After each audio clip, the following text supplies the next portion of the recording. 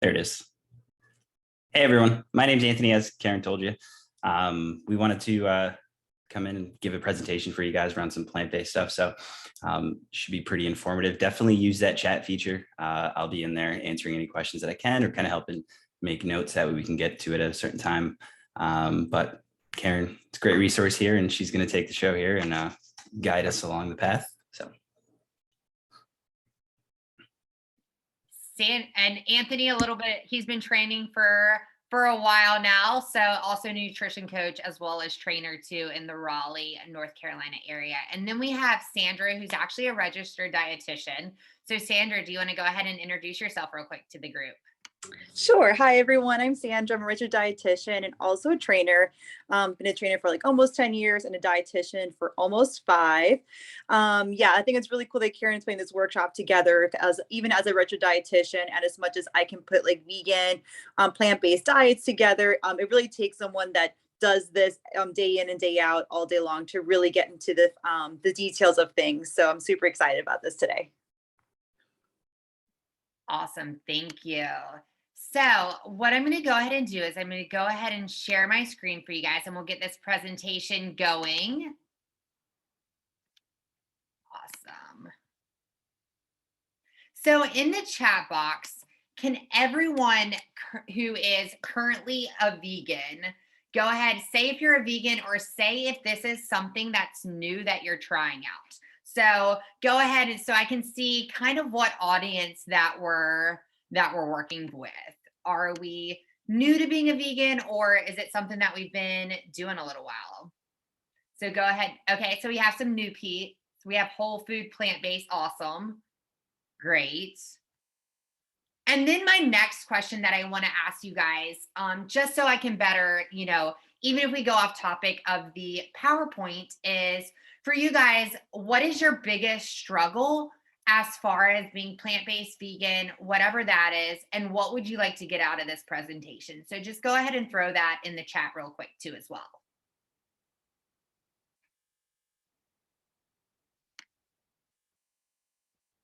I know for me, it was definitely a huge lifestyle change going vegan, plant-based, but luckily I had someone who's also on the call that's going to speak a little bit at the end, who kind of helped guide me through it. Awesome. I get it. I'm not perfect either.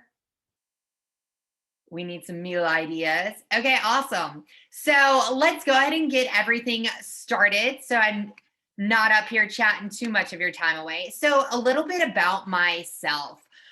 So in the left, you'll see a picture of me kind of looking a little crazy when it comes to what I'm wearing. So I was actually diagnosed with Crohn's disease at the age of 25. I'm now 32.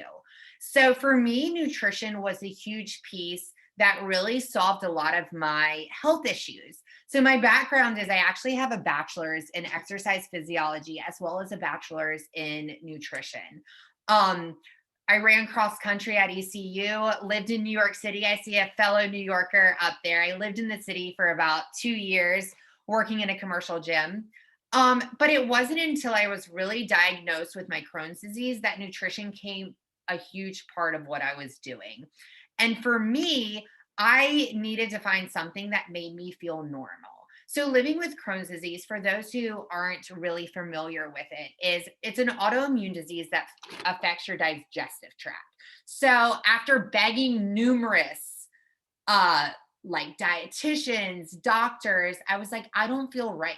I had gotten to the point where in and out of the hospital, and I accepted that like feeling sluggish and not having energy was going to be my new normal. So it wasn't until about 3 years ago that I actually was with a client, and she began speaking to me about going plant-based and some of the positive impacts that it had on her life, her weight loss journey, but also too, like things that you wouldn't think about, like your energy levels, your skin, just like daily life. And for me, I had tried the whole vegan thing in college because I thought it was cool, but I definitely didn't do it the right way. And that's kind of what I see a lot of people doing now is they're doing it, but it's like the cool thing to do, 2022, let's be a vegan or go plant-based. So with that said, it was actually Donna who's on this call, and I have to say, she may not know this, but she changed my life.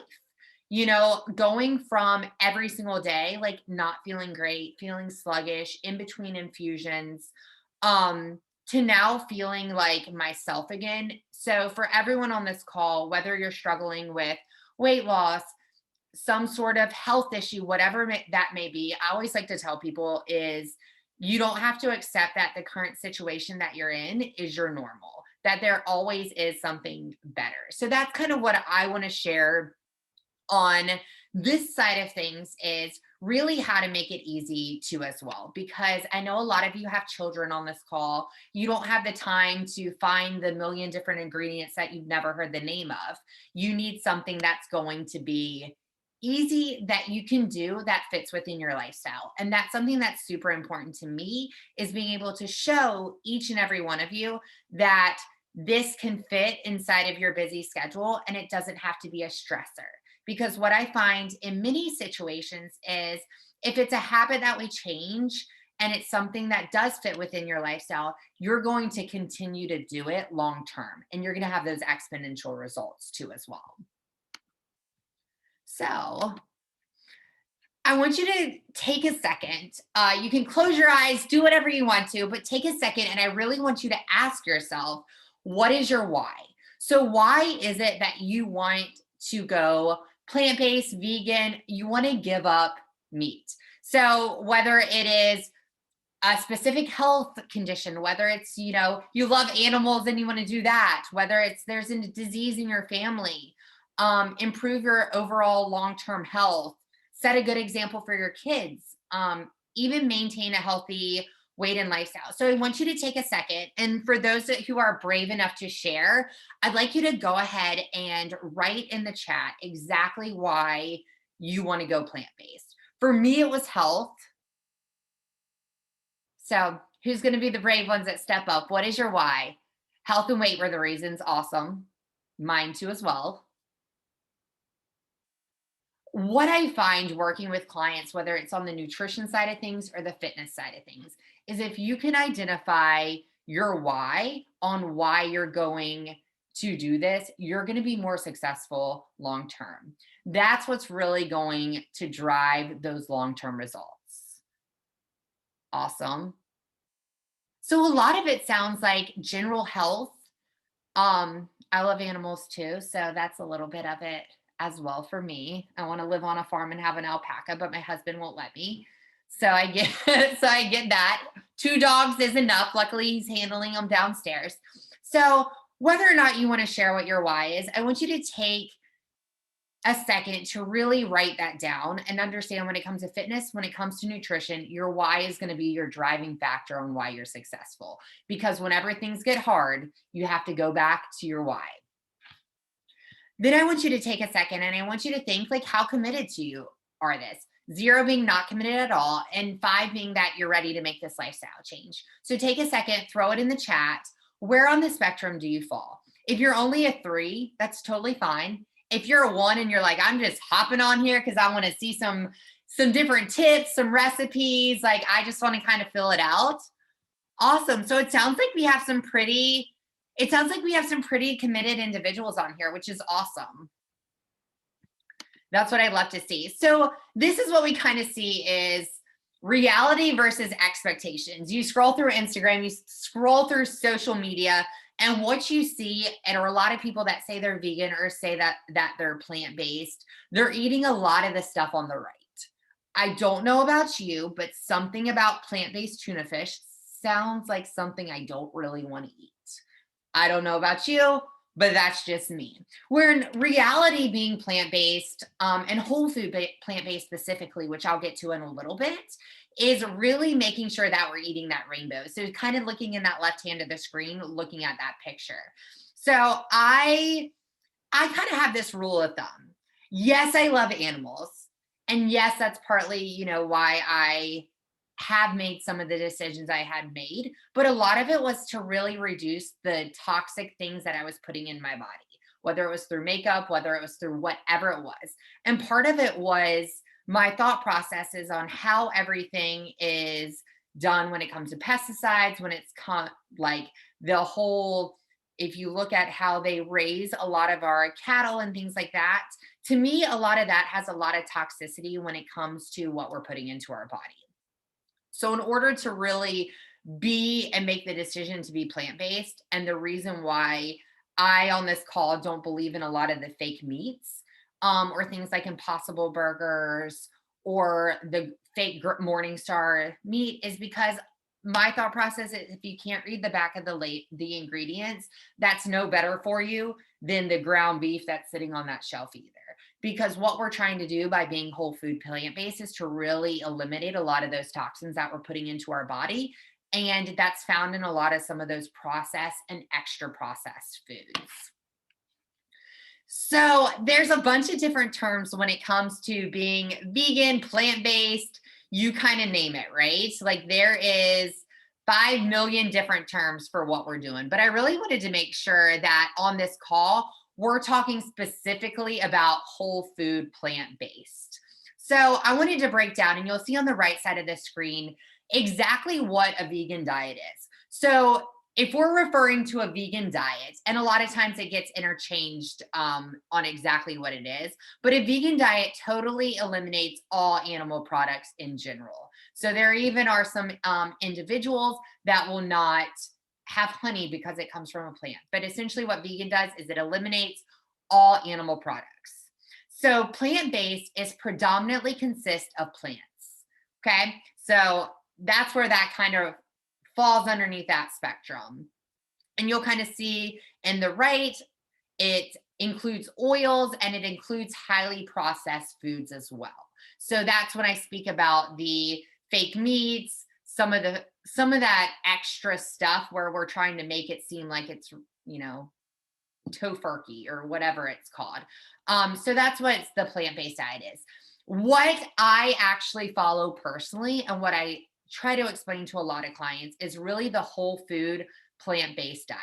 So what this essentially is it's unrefined and minimally refined plant foods. It excludes or minimizes meat, dairy products, eggs, and highly refined foods such as bleached flour, sugar, and oil as well. So you'll kind of see that the biggest difference that we see in whole food plant-based is we're eliminating oils and we're eliminating highly processed food. So I get it, real life does happen, and we'll talk a little bit about some of the lightly processed foods that I do eat and how I choose them.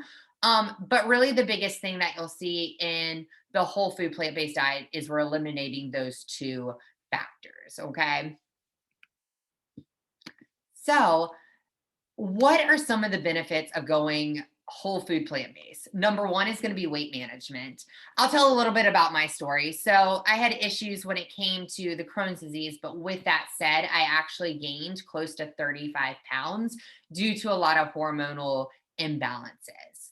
So I'm going to tell you that I no longer, for the first time in my life, no longer count my macros or feel like I'm following a specific diet. So go ahead and throw in the chat. If you followed a diet before, say yes. If you followed a diet to lose weight, say yes. Okay. I'm sure like the rest of you, I have tried everything, you name it. Like if it was in a book or on Oprah or on the internet, y'all, I tried it. So for the first time in my life, I have been able to not only lose that 35 pounds, but also be able to maintain it, not track my food, and have that freedom where it comes to I can enjoy food. I can enjoy food with people, but I have that freedom of not feeling like I'm on a diet. The second thing is the benefit is going to be disease prevention. So everything from reversing diabetes to honestly, you know, autoimmune issues, Crohn's disease, if you have any sort of autoimmune issues, eating this diet is going to help eliminate some of that inflammation in your body. And in many cases, like myself, you'll start to see that reversing too as well. And then the last one is the lighter environmental footprint.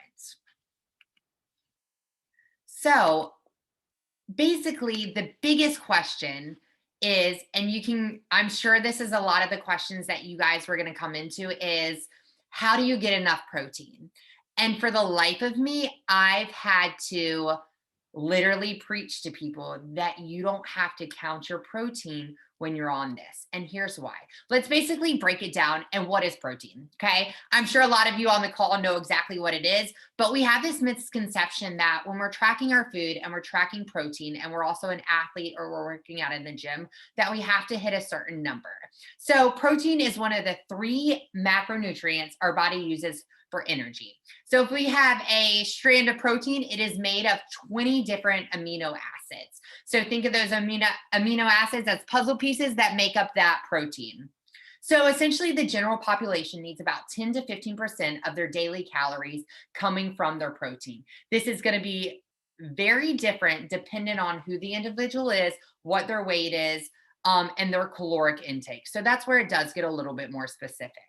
What I like to tell people is when you're following a plant-based diet, what it comes down to is plant diversity. So I've had an argument with a few people in the past, and they're like, well, you have to have complete protein, or you have to make sure that you're hitting your protein numbers. What I'm going to say, first of all, is if you're following MyFitnessPal and counting your macros, doing a whole food plant-based diet, you're going to make yourself crazy. And here's why. If you're tracking your food, what it's going to show is, especially in MyFitnessPal, and we'll talk a little bit this later in the slide of what I actually recommend to track your food, is what you'll see that it only looks at 3 of those macronutrients. So it's only looking at protein, fats, and carbohydrates. So unfortunately, it doesn't break it down. When I say plant diversity, if you are getting a diverse amount of different plants, fruits, vegetables, fiber, all of that, you are going to get in your diet those 20 different amino acids. It is a myth that you have to eat rice and beans to get a complete protein. Yes, that does it. But the awesome thing is your body works at the point where it is going to take all those different foods and create those amino acids and create that in your body. So you have the correct amount of protein that's coming in. So what it really comes down to is plant diversity. So if you're eating the same meal every single day, you're probably not going to get it. So where it comes down to is variety. So typically what I tell people is you want to get around 40 different types of foods in your diet in a week. So raise your hand if you think that you get 40 different types of fruits, vegetables, nuts, legumes in your diet. Probably not a lot of them, a lot of us. What I used to do starting off, and this is kind of one of those helpful hints, is the first couple of weeks I started doing this is I pulled up my section in my phone, the notes section, just to kind of see where I'm at, to see where a baseline is and see how far I need to work. I pulled up that note section, and every time I ate something, yes, spices do count. Every time I ate something, what I did is I went ahead and put it in there.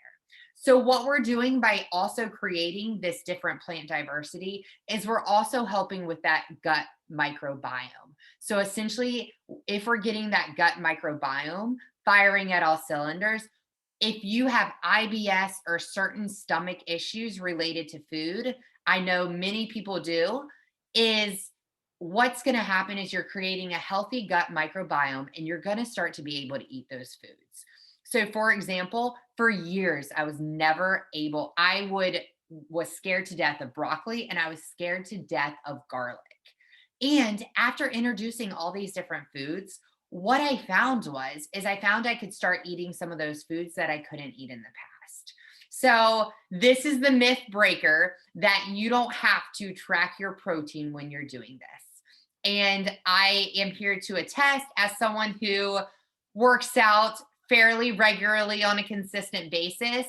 I haven't lost muscle mass doing so as well, because what I focus on, again, if I can drive it home to you guys, is that plant diversity. So there's 5 different food groups, and I'll kind of let you read through these. Also, too, in that packet that I provided you guys via email, it's all written in there too as well. So This is a great chance is if you are working with your family, if you are working with loved ones or children, especially, is getting them involved in the process of this too as well. What I've learned, I don't have children myself, but what I've learned is if you get them involved in the food making process, it's going to be a lot easier to convince them to do the food. I know it may be super challenging taking a 5-year-old to the grocery store. I don't have one, but I can only imagine it's probably a task in itself. But the great thing is too, is like, say you see that crazy dragon fruit. That's something that you can have that conversation and that coaching conversation with your children to get them involved in the process too as well. So you'll start to see that when you're incorporating this different stuff, getting that family involved is not only going to help keep you accountable, but you're also creating great habits too with your family as well. So there's 7 different steps that I think are great steps when you're going whole food plant-based. So let's kind of break it down. Step 1 is establish your comfort zone. So what I want you guys to do is if you have a sheet of paper or quick in the note section in your phone, jot down and list some of the foods or meals that you already enjoy that are plant-based. So throw it in the chat, something that you're already enjoying that is solely plant-based. What do we got? Anyone? There we go. Lentil soup. Ooh, that's good. One of my clients always makes it. Someone's got to bring me some lentil soup. Smoothies, tofu scramble. That is one of my favorites right now. Chili. Awesome. There you go, Donna. Shouting out with the pizza. Anthony, salad. I happen to be one of the crazy people that my top 5 favorite foods is salad. I'm weird. I know that. Black bean chili. Great. Oh, wow. You guys, we have some creative people on the call. And now what I want you to do is where we're establishing that comfort zone is we're adding foods and meals that you enjoy that can be made plant-based. So I know Donna kind of shouted it out and also too, okay, pizza. Pizza is one of my favorite foods. Guess what? We can still enjoy those foods. We just make slight tweaks to make it a little healthier. One of my favorite meals that I've now eaten 3 times this week has been who was happy that Taco Bell got their Mexican pizza back. I know that sounds awful to say on a nutrition call, but growing up, Taco Bell was my jam. But I can't go to Taco Bell now anymore. My stomach will be upset for 2 weeks.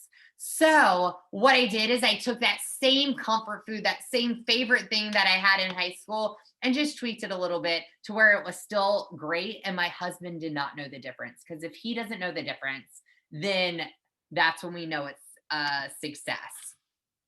Then step 2 is add before you subtract. So for many people, it's hard to cut things out cold turkey. I'm one of those ones where I'm like, okay, I'm doing it tomorrow. I'm cutting everything out. But what I want you to think about is before you start taking every single thing away from your nutrition is start thinking about adding before you're taking away.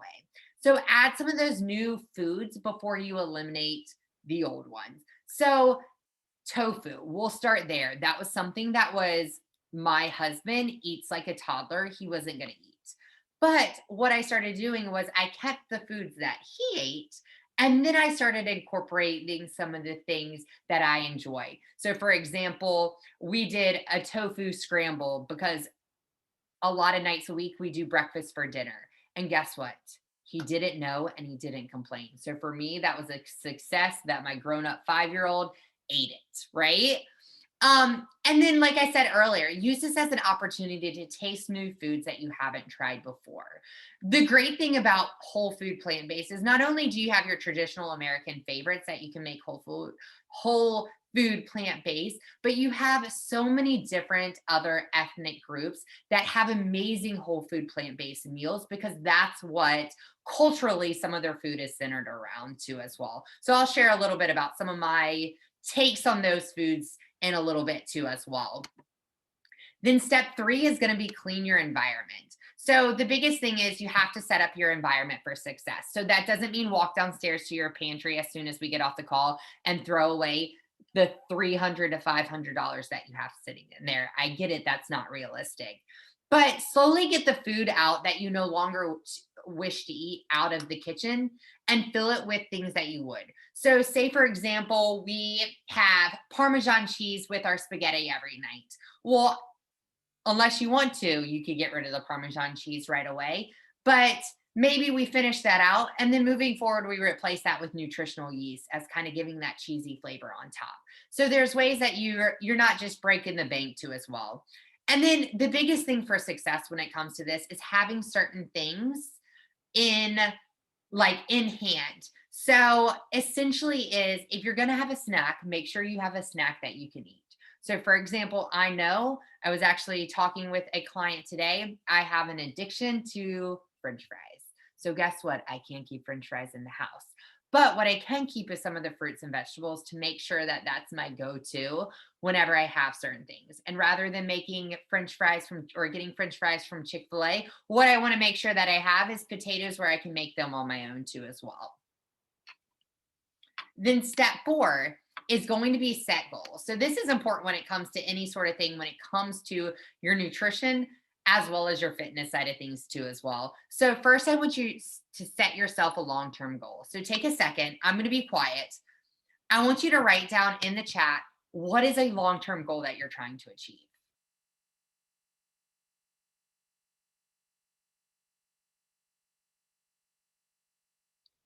What I realized is I had gained 35 pounds and I needed to get rid of that. It was the heaviest that I'd ever been. So for me, it was lose that 35 pounds. Awesome. Get the last 5 pounds off. Aging. Yeah, Anthony, we can't have you getting too old over there. Awesome. Run a sub 30 deca mile. I think you can do it, girl. So the next thing that I want you to do is I want you to set yourself some short-term goals too as well. So my long-term goal was to lose the 35 pounds. But let's say this, the trainer in me will always say, in the way to get to that long-term goal, you have to have markers. And also too, there's no one on this call who likes to not reach a goal. So what I want you to think about doing is when you're reaching these goals is I want you to think about setting something that you can attain, because when you attain it, you feel successful. Another thing that I typically like to coach people on when it comes to nutrition and fitness is when it comes to a weight loss goal, if we put short-term goals that are not related to weight in there, what happens is the weight is a byproduct. So I will be completely honest and transparent. Losing that weight took me 2 years, but guess what? I've been able to keep it off. And in the meantime, I started running Spartan races. I was able to do DECA competitions. I did all these things and goals in between that weren't related to the number on the scale, where it was freeing to not feel like I was on a diet. Okay. So one example that I put on here is maybe your long-term goal is to lower your cholesterol, but your short-term goal are things that are going to support eliminating dietary cholesterol from like animal foods or things like that. So maybe it's like, okay, I'm going to add oats into my diet, or I'm going to work out 30 minutes a day, even if it's just taking the dog for a walk. Then step 5 is avoid overwhelm. So who gets overwhelmed kind of easily? I will admit it, I do. I'm a stressed out person. I can't help it. So think about it like this. We want to try to change one behavior at a time. So unless you're that type of person who can cut things out cold turkey, then what I want you to do is think of one behavior next week that you're going to change. So what is one behavior, so I can hold everyone accountable on the call? What is one behavior that you're going to change or that you're going to add going into next week?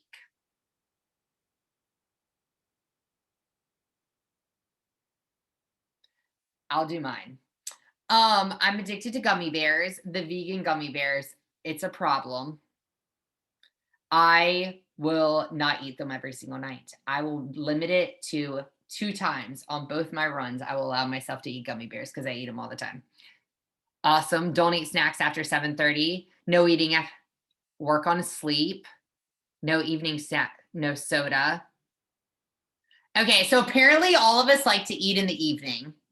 Okay, I'm with you on it. So let's go ahead and since we all like to eat in the evening, one pro tip to kind of help that out is limit milkshakes per week. Y'all, I'm telling you, the gummy bears and the French fries, I've eliminated those. We'll be good. We'll be back on track here. So I can understand that. So rather than a milkshake, what we're going to do is we're going to make a really cool smoothie. So then that way you can still get the cool flavor, but not necessarily have the milkshake with it. And then the rest of us, when it comes to the nighttime snacking, here's a pro tip. Are you ready? So a lot of us, it's just the habit of the snacking at night. We're not really actually hungry because we probably just ate dinner. So one thing that I really like to do is have a cup of like flavored tea. So whether it's hibiscus tea, maybe it's like an apple cider tea, something at night that's going to calm you down. Take 5 minutes, 10 minutes by yourself, drink that cup of tea. It's giving you that flavor and it's also creating the habit that's going to take over the habit of eating at night too as well. So I love like a citrus tea, a hibiscus tea. I actually go to something that is a flavor because pretty much it's going to make me not want to go for the snacks at night. Then number 6 is seek out support. So basically, we want to make sure that we have a support system. So not only do you have the support system from everyone here on this call, but let me ask a question and you guys can kind of answer it in the chat is your significant other supportive of this too as well? So who's doing this with a significant other, maybe a spouse, a friend? Awesome. I'll be honest, my husband is a meat and potatoes type of guy, but I'm the one who is cooking. So we eat what I want to eat, right? Awesome. The support group of friends. So that's awesome having the support group of friends. You can also have someone that's accountability buddy. You know, maybe it's you're following certain people on Instagram and you get ideas from them and you kind of have that community feeling too as well. Join Facebook groups. There's not only is just like the community that I have on Facebook too as well, but there's tons of different plant-based, whole food plant-based communities out there that will help you too as well. You can follow certain accounts online that will give you recipes. I love posting recipes on my Instagram and Facebook for you guys too.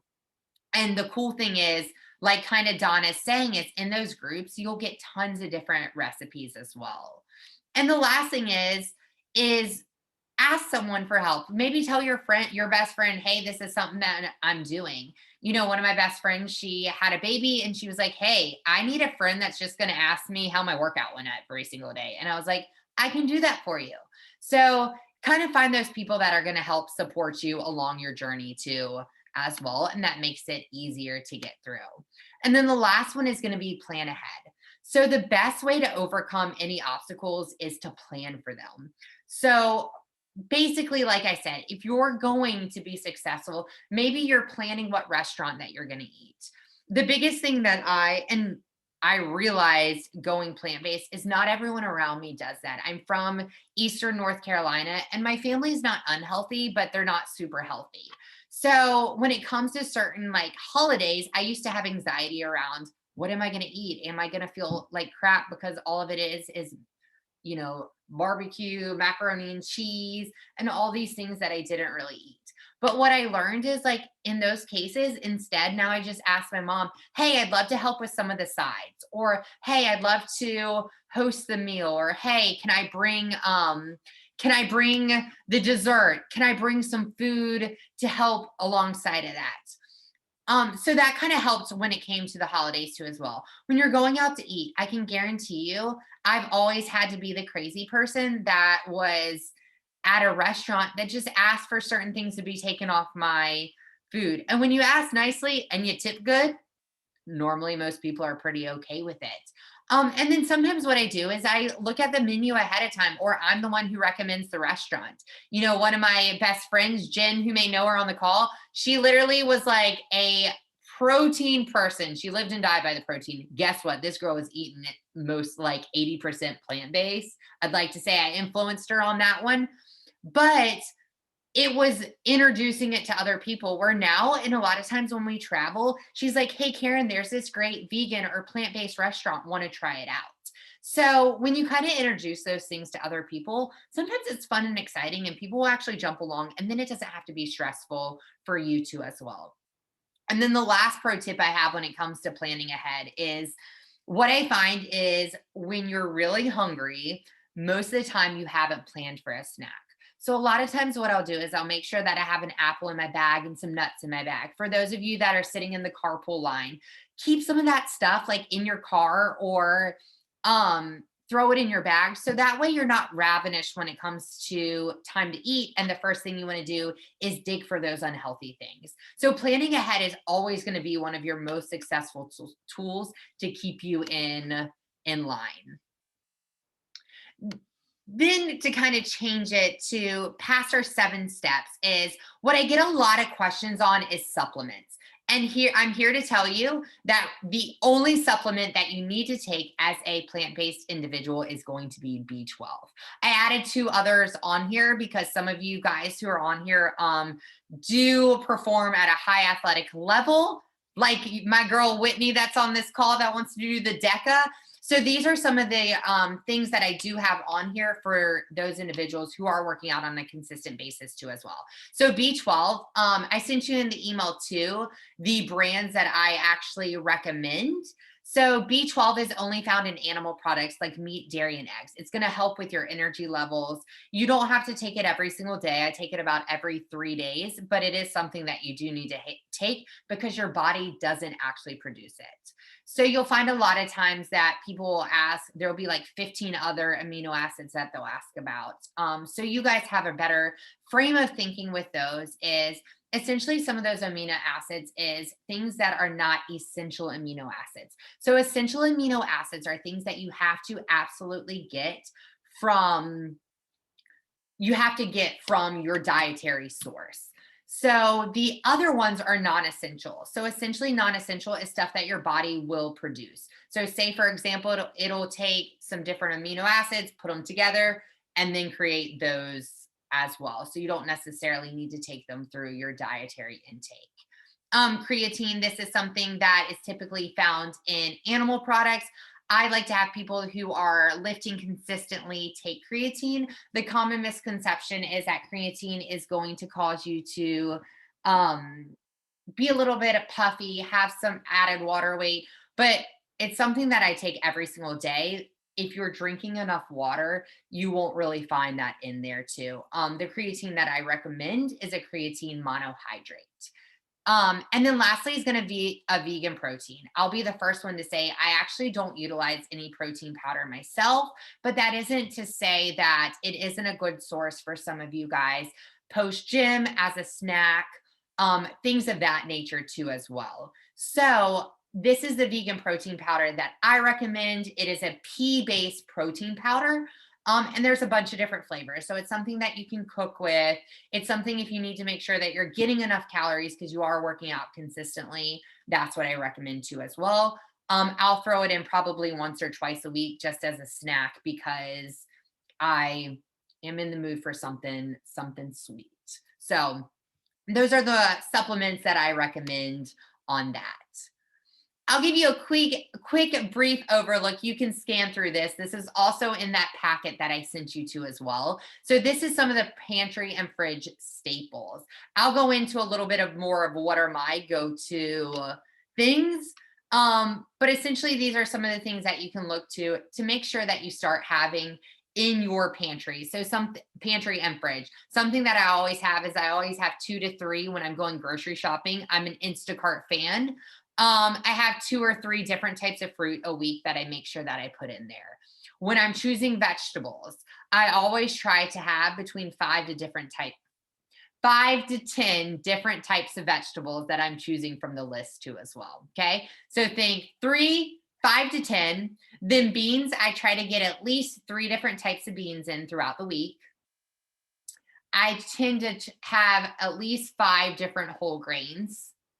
And then normally I'll have 1 to 2 different types of noodles. I'm a noodle person. I just love pasta now. So I try to keep that arrangement too as well. The biggest thing that I love about being whole food plant-based is I never have to count carbohydrates. So it is definitely one of those things too as well, as long as you're getting enough of those vegetables in your diet too as well. And I'll give you some examples of what my normal meal looks like on a daily basis too. So these are going to be two different things. So the biggest thing is oil. So who doesn't cook with oil? Let's make it a little bit easier. Type in the chat if you don't cook with oil. I know of one person on this call. That's about it. So Donna, I know you don't cook with oil. Okay, great. We got 2. Awesome. There we go. 3. So kind of throw in there what you do cook with. Awesome. Vegetable broth. I love it. Water, vegetable broth. Awesome.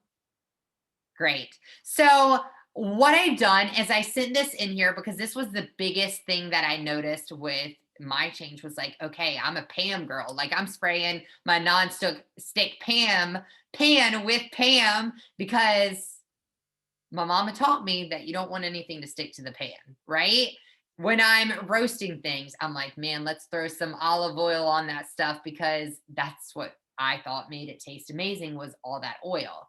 So in here, what I've done is I've basically provided you guys some different ideas when it comes to sauteing or roasting with no oil. And the cool thing is nowadays too, when it comes to like roasting or cooking, we have air fryers. There's so many different things. So rather than sitting here and walking you through every step of how to cook without oil, I provided you guys that in the email so you can be able to refer to it too as well.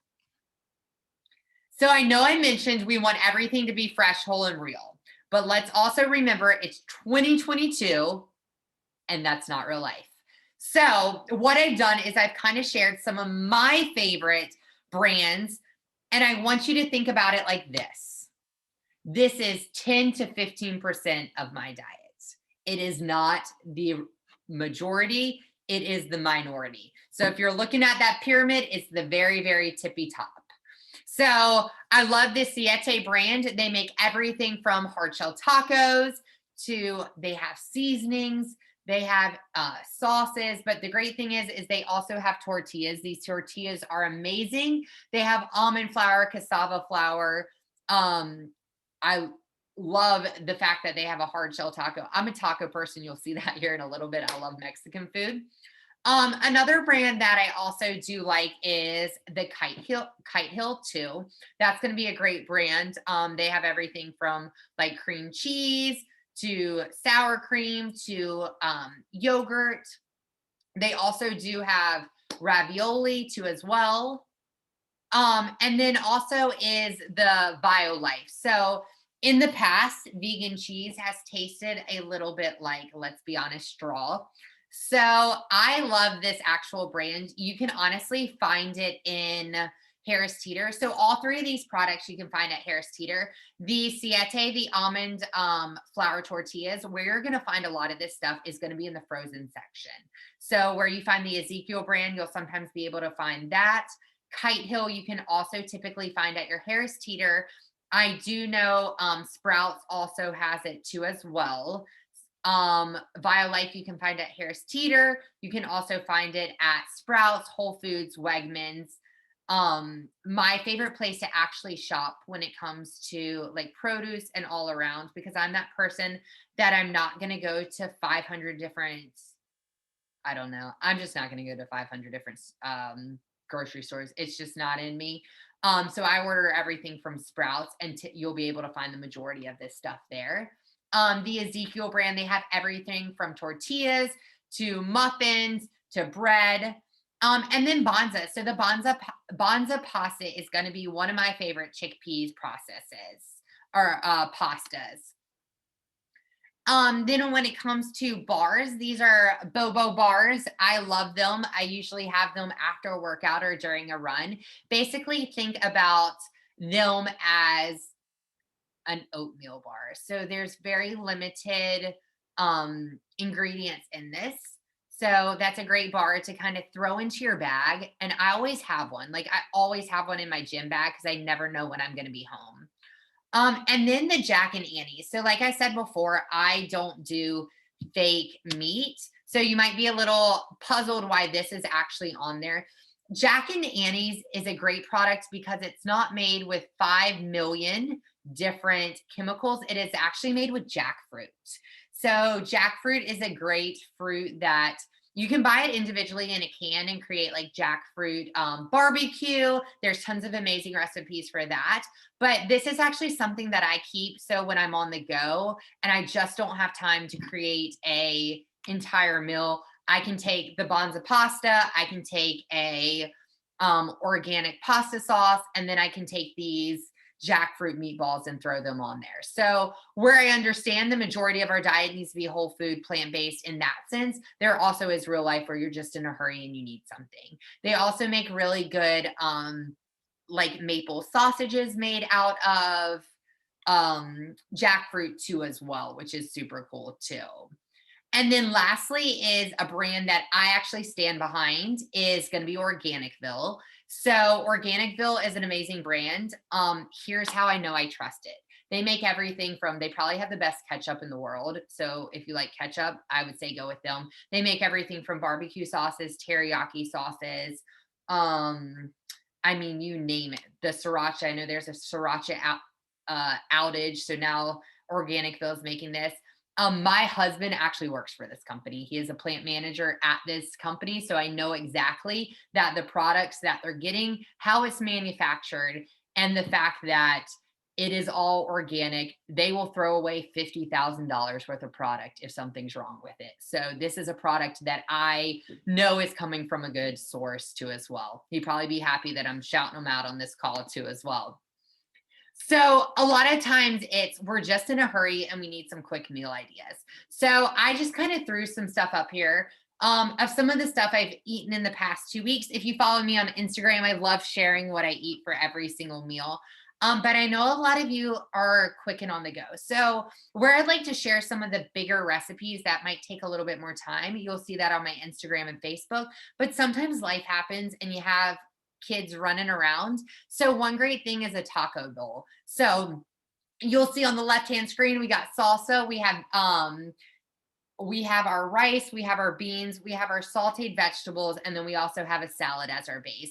What I typically like to do is I like to make sure that I have salad, and you'll see that is taking up half of the plate. I'm a salad person. If you don't like salads, you can throw in whatever type of veggies that you do like. The next one is you'll see right in the middle of the screen where it says sprouts, lentil pasta. So one cool thing that I did in order to make sure that I was getting a lot more vegetables in my meal, but also too, if you do have children, it's a way, and like I said, I have a grown-up child that I have to feed as well. A way to kind of hide some of the vegetables that they don't like is in the pasta. So basically what I'll do is I'll take about half of a thing of marinara sauce or pasta sauce. I'll put it in a food processor, and that's where I'll add, maybe I need some more fats for the day, so I'll throw in an avocado, make it a little bit more thick and creamy. Or I'll add in some different vegetables. Maybe I add in just a raw zucchini, or I'll add in some bell peppers. I'll add in different vegetables, and when you blend that with the marinara sauce, not only does it give it a better flavor, but you also can kind of hide and conceal from the children who might be like, ew, there's squash on my plate. So that's one way to kind of throw that in there too as well. But also too, it helps you guys as far as giving the plant diversity too as well. You'll see at the bottom of the screen is the jackfruit meatballs. I'm on a kale salad kind of kick, so you'll see that. Then at the top right, one of my snacks every single day, I call it my second breakfast, I eat it around 9:30, is the Oatly yogurt, and I have that with a sprouted granola too as well. Then at the bottom is a sweet potato gnocchi. At the right side of the screen is you'll see vegan dumplings. You'll see teriyaki vegetables and brown rice. And then at the top is one of my favorite meals this week is going to be the Mexican pizza. So when you go online or you go on Pinterest or you go anywhere, there's 50 million different recipes, and some of the vegan and plant-based recipes have ingredients that you may not know the name of. I tend to keep those on the weekends because I have a little bit more time to cook, or I'm like, oh, this will be fun. But these are some easy go-to recipes that I keep. Like, for example, with the teriyaki vegetables, if you get a quality teriyaki sauce, I like the organic fill one. If you get a teriyaki sauce, you saute some vegetables, you maybe slice up some tofu, throw it in there, and then you have some brown rice on the side. So that meal literally takes 20 minutes. What I'll do a lot of times is I'll have a tortilla, and instead of doing the bowl, what I'll do is I may have beans, I may have tofu in it. So there's so many different ways that you can make a meal in under 20 minutes. It doesn't have to be super, super complicated, and it doesn't have to be a salad too as well. Then the last component that I wanted to show you is how to track your macros. So like I said before, I actually don't track my macros at all. Who on this call does track their macros or is interested in tracking their macros? And then it'll kind of depend on where this tangent is going to go. Okay, you do already. Awesome. Those who do, what source do you use it from?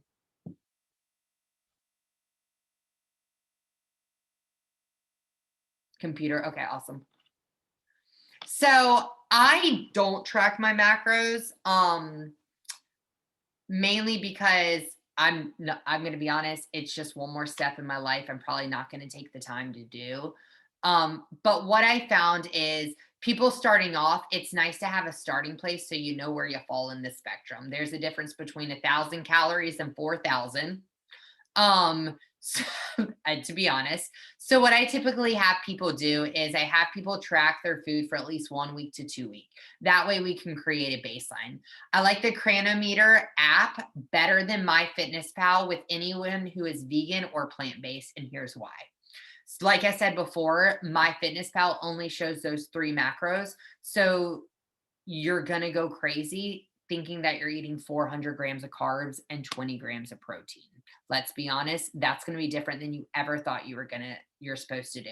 So the reason I like this is it actually breaks it down better to show not just your macros, but also to your micros. So it'll go in and it'll break down and show your vitamins, how much B vitamins you're eating, all those different granular aspects. So that way you can see what you're lacking in your diet as a plant-based individual. MyFitnessPal doesn't do that. This does. So I always suggest kind of start off, see where you're at. And we're looking at our total calories versus how many carbs, how many fats, how much protein too as well, starting off. If you need a little bit extra help with this at the end, shoot me a message, shoot me an email. I'd be more than happy to help set up this for you too as well. Then lastly is going to be some books and resources. This is not all of them out there. In my Facebook group, I post a lot about being plant-based, a lot of recipes, things like that. One of my favorite websites, cookbooks, and also they also have an app. Everything now is going to be Forks Over Knives. It is super easy to follow. They have amazing recipes, and they also have amazing recipes that are super easy to follow too as well.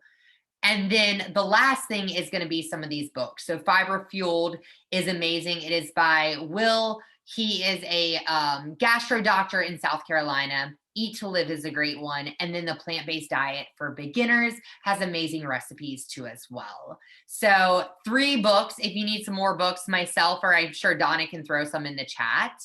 But we're kind of concluding everything before I kind of go into the questions. And I know it's 7 o'clock, but I just wanted to have Donna hop on here. So then that way she can explain a little bit about her journey with being plant-based too as well. Donna, you should be able to talk now. Hey. First of all, I wanted to tell you, for those who have families, Drina Burton has a great cookbook. I know it's backwards, but it says powered families. And it's Drina, Dreena. Burton is Burton. And it's drinaburton.com. And you get a lot of recipes there. And it's all about families, and it's wonderful. So, about 5 years ago, I was 115 or so pounds heavier than I am right now. My health was in the toilet. It was really awful. I had horrible cholesterol. My doctor was threatening statins on me, which I didn't want to take. I felt like crap. I did not have any energy, and life was just a pain. So I saw my orthopedic doctor who had replaced my knee 2 years earlier, because heavy weight does that to you. And he said, you know, I've been following whole food plant-based now for 2 years. You might be interested. And he gave me some information about like what you got today. And I said, okay. And I read it over lunch and went, I'm going to do this. So I went home, and for 2 weeks, I ate what I had in my closets, in my cupboards, because I didn't want to throw it all out. And in the end, I've been doing it for 5 years. It's so easy. I went from probably, ladies, a size 22 to a size 6. And I'm very happy. I don't have to count. I don't have to measure, except for a recipe. There's no points. There's no any of that. I don't care how much protein I get. I know I get enough.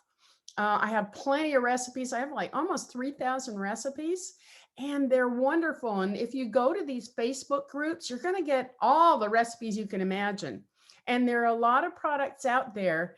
And this is based on what Karen said. I'd really add that a lot of them have hidden junk in them. If it looks like a chemistry set, it is. Don't eat it. But other than that, there's so much that is out there, and I use every bit that I love Kite Hill. So just be creative. Here's an example. I told Karen about what I did with this is I got some vegan wonton wrappers, and I threw together some greens that I like, you know, some arugula and some spinach and some, it was kale.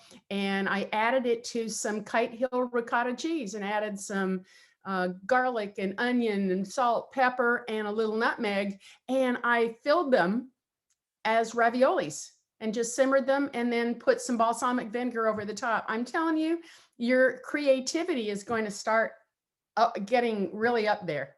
So anyway, this is a great, great way of living for me. I don't have to worry about gaining weight. I do have to eat enough to make sure I don't lose any more weight.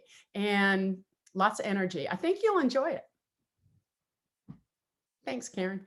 Thank you, Donna. So I've taken everyone off mute, and I know there's some people who may have some specific questions. So if you want to ask any questions to myself or the group in general, just come off mute and go ahead and ask away, and I'll see if I can answer it.